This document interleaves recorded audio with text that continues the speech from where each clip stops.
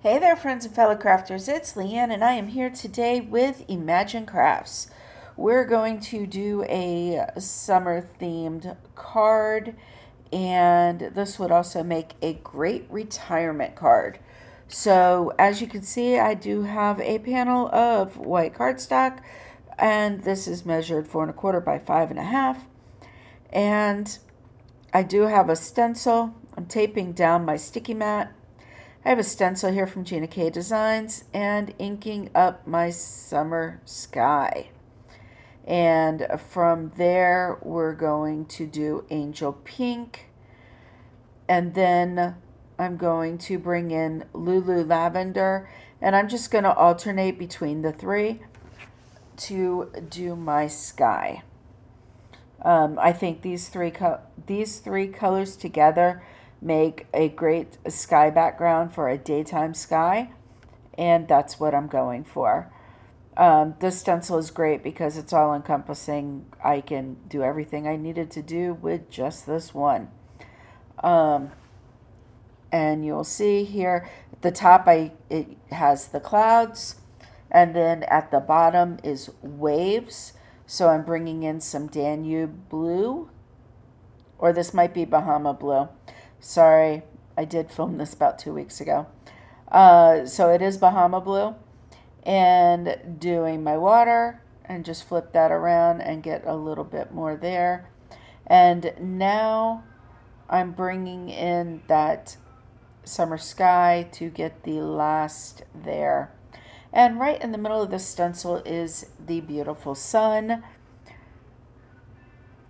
to where I'm bringing in, I believe this is daffodil, bringing in my yellow, and these are all Memento dye inks that I'm using for this background.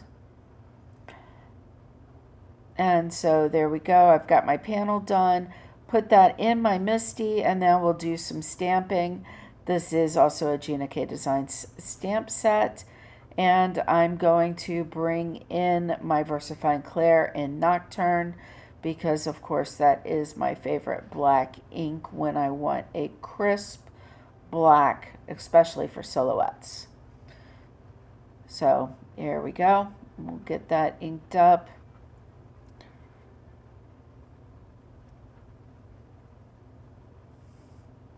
So everything I do use will be linked in the description box below, so that you will have access to all of the inks.